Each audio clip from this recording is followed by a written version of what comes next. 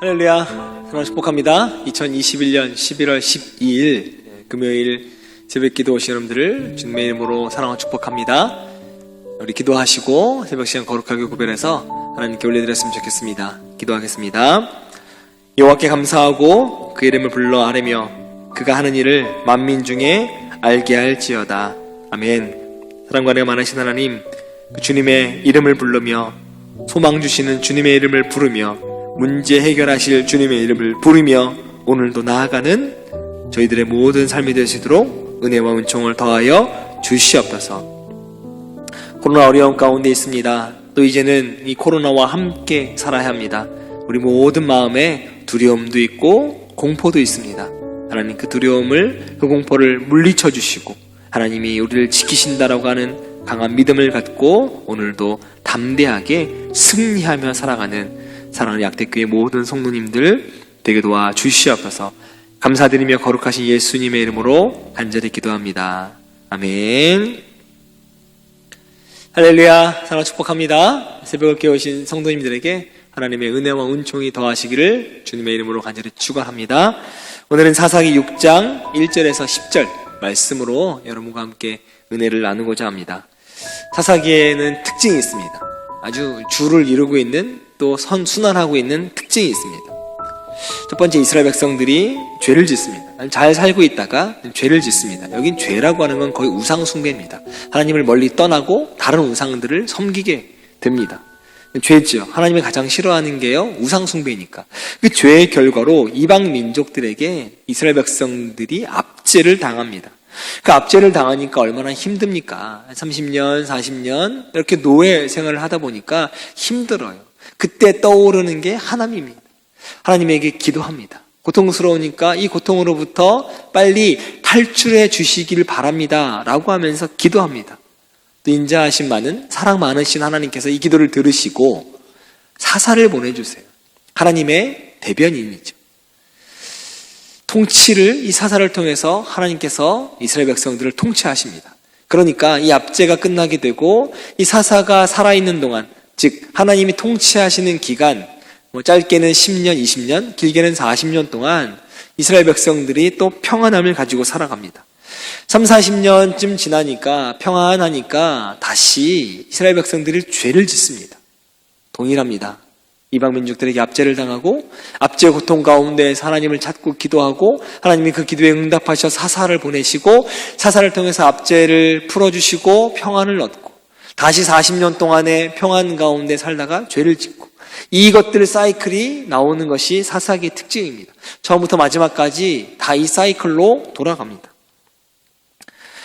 오늘 본문 말씀을 보시면 여선지자 드보라 활약으로 말미암아 이 가나안 왕 야빈의 압제에서 벗어나서 아까 제가 말씀드렸죠, 40년 동안 태평한 세월을 보내는 장면이 오늘 나옵니다. 이스라엘 백성들은 그런데 또다시 하나님 앞에서 악을 행하여 하나님의 징계를 받게 됩니다. 근데 그 징계의 시간이 몇 년이냐면 요번에는 7년의 징계의 시간이 있습니다. 즉 미디안 족속에게 압제를 당합니다. 비록 7년 짧은 기간이라고 이야기할 수 있지만 이스라엘 백성들에게는 그 기간은 다른 어느 때보다 더 고통스러웠고 절망스러웠던 시간이었습니다. 왜냐하면 이 기간 동안 이 미디안 족속들이 이스라엘 백성들의 곡식, 가축 이런 거요 다 남김없이 약탈해 갑니다. 그러니까 생계 자체가, 먹고 사는 문제에 어려움을 겪게 됩니다. 하지만 이처럼 극심한 고통, 어찌 보면 때로는 이 이스라엘 백성들로 하여금 자기들의 죄를 깨닫게 해서 하나님을 찾게 만들고, 그래서 기도하게 만들고 하나님의 응답과 도우심을 얻게 하는 또 하나의 도구로 사용되어진다는 거죠. 1절에서부터 5절 말씀을 보면 이스라엘 백성들이 하나님 앞에서 악을 행함으로 미디안인들에게 고통당하는 모습 보여주고 있고요. 2절을 보면 이스라엘 자손이 미디안을 위해서 산에 구멍과 굴과 산성, 자기를 위해서 만들었다고 말씀합니다. 그리고 4절 보면 미디안 식물과 가축들을 남김지 않고 쓸어갔다라고 하는 기록이 남겨 있고요. 하나님이 주신 아름다운 땅, 젖과 꿀이 흐르는 땅, 이스라엘 백성들이 살던 가나안 땅, 이 땅이 더욱 하나님이 함께 하시기에 자신이 건축하지 않은 성읍에 거하면서 자신이 심지 않은 포도원과 감난원의 과실을 먹을 수 있었던 이스라엘 백성들이 자기를 위하여 산에 구멍을 만들었다. 굴을 팔았다. 산성을 만들었다. 그러고도 이스라엘 미디안에 의해서 멸망의 위기를 겪었다라고 하는 이야기가 나옵니다. 뿐만 아닙니다. 자신이 심었던 토지 소산도 자신이 먹을 수 없었습니다. 왜요? 단 하나입니다. 이유는 불순종한 자들에게 내리시는 하나님의 징계, 더 구약적으로 이야기하면 저주가 내려졌기 때문이라고 하는 겁니다. 바로 이게 범죄한 인간의 모습입니다. 어찌 보면 우리의 모습일 수도 있죠. 왜냐하면 우리는 항상 범죄하며 하나님에게 독립하며 하나님을 섬기지 못하며 살아가고 있는 모습이 바로 지금 이스라엘 백성들의 삶과 동일하잖아요. 아담과 하와가 범죄한 후에 에덴에서의 그 아름다웠던 삶, 생활, 지위 모두 빼앗겼습니다. 가인은요, 동생 아벨을 죽인 후에 떠돌면서 사는 삶을 살아갈 수밖에 없었고요. 죄악이 관영했던 노아 시대의 사람들 결국 물로 심판 받아서 세상을 떠났습니다. 정말 비참한 모습의 시대였잖아요. 범죄의 원인 여러 가지 있을 수 있습니다. 그러나 대부분 그 행위에는 무엇이 담겨 있냐면 자신에게 어떤 유익이 가져다 줄 거다라고 하는 생각 때문에 행해진다는 거죠. 이러한 범죄, 즉 우상 숭배도 하나님을 섬기는 것보다 이 우상을 섬기는 게 나에게 더 유리하다. 이 우상이 나에게 뭔가 유익을 더 가져다 줄 거다. 하나님보다 라고 하는 생각 때문에 행하지 않겠습니까? 순간적인 쾌락 역시 동일합니다. 눈앞의 이익을 위해서 범죄합니다. 자신의 힘으로 자신의 행복을 추구하겠다라고 하는 교만 때문에 이러한 범죄들이 이루어집니다. 그러나 어떤 이유에서건 범죄한 인생은요, 모든 것을 잃게 됩니다. 자신의 생활, 자신의 지위, 가지고 있던 영광, 가지고 있던 복 다 잃어버리게 된다는 거죠. 성경이 그것을 분명히 정확하게 증거하고 있습니다. 아름답고 강하고 풍요롭던 인생이 범죄한 후에는 취해지고 약해지고 피폐해집니다. 하나님만을 섬기는 것, 이 세상에서는 일면 어리석어 보이기도 합니다. 즐거움도 없는 것 같고요. 손해만 보는 것 같아요.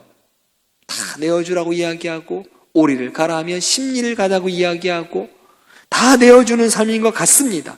그러나 하나님께서 순종하는 자들에게 진정한 복을 담아 주신다라고 하는 이야기, 여러분 우리는 꼭 기억해야 될 줄 믿습니다. 이런 환난과 고난과 어려움, 누구나 범죄하기 때문에 그 범죄의 결과로 징계, 고난, 환난, 역경 우리 앞에 올 수 있습니다. 오는 것 당연합니다. 그러면 그때 드는 생각이 있습니다. 하나님, 어느 때까지입니까? 어느 때까지 제가 이 고난과 환난과 역경을 범죄의 결과로 맞이해야 됩니까? 라고 우리 스스로 하나님에게 질문할 때가 있습니다. 다행히 감사하게도 그 징계에 기한이 있다는 거예요. 감사하죠. 1절 보면 여호와께서 7년 동안 그들을 미디안의 손에 붙이시니, 이 붙인다라고 하는 건 압제를 당하게 하는 거잖아요. 하나님께서 이스라엘 백성들을 그 미디안의 손에 붙이신 것은 아까 말한 대로 악행의 결과입니다. 범죄의 결과고 우상 숭배의 결과입니다. 그런데 하나님은 그 범죄한 이스라엘을 징계하시면서 7년이라고 하는 시간을 정해두셨어요. 기한을 한정해 놓으셨다는 거죠. 근데 이 사사기를 보면 그 기록이 계속해서 나옵니다. 몇 년 동안 이방의 압제를 받았다. 몇 년 동안 이방의 압제를 받을 것이다 라고 하는 증거를 제시해 주고 계십니다. 다시 말해서 징계의 기한이 정해져 있다라고 하는 소망에 담긴 이야기가 사사기에 나온다는 거죠. 사사기만 나오는 이야기가 아닙니다. 출애굽한 이스라엘 백성 그 가나안 땅에 들어가기 위해서 가데스 바네아에서 12 정탐꾼을 보냅니다. 그런데 정탐을 마치고 돌아온 12명 중에 여호수아와 갈렙을 제외한 10명이 그 가나안 족속의 장대함을 이유로 가나안 정복을 포기하자고 이야기합니다. 못 들어갑니다. 저들은 크고 우리는 메뚜기 같습니다. 포기하십시오 라고 이야기합니다. 그러나 온 이스라엘 백성들은 하나님을 원망하며 애굽으로 돌아갈 것을 결의하지.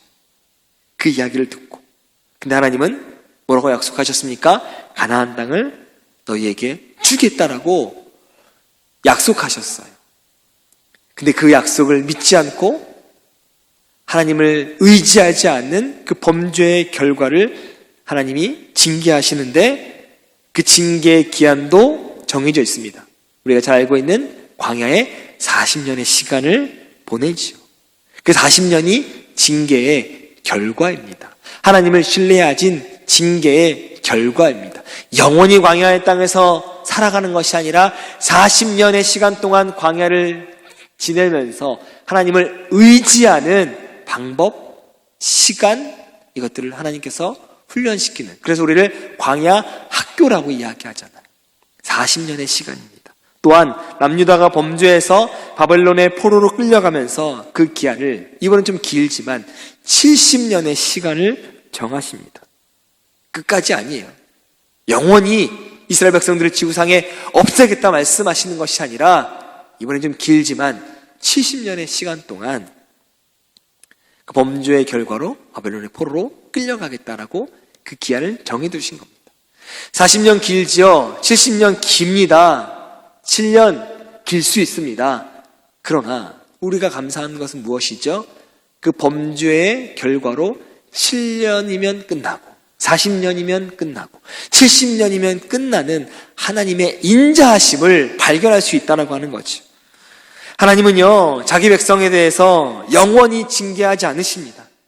왜냐하면 우리 하나님은 자비하신 분이시고 인자하신 분이기 때문이죠. 부모가 자녀를 징계하는 목적은 그 징벌 가운데에 있으므로 그 아이가 영원히 멸망하기를 바라는 마음으로 징계하지 않습니다. 목적은 단 하나입니다. 자녀가 잘되길 바라는 마음으로 징계하는 것뿐이죠.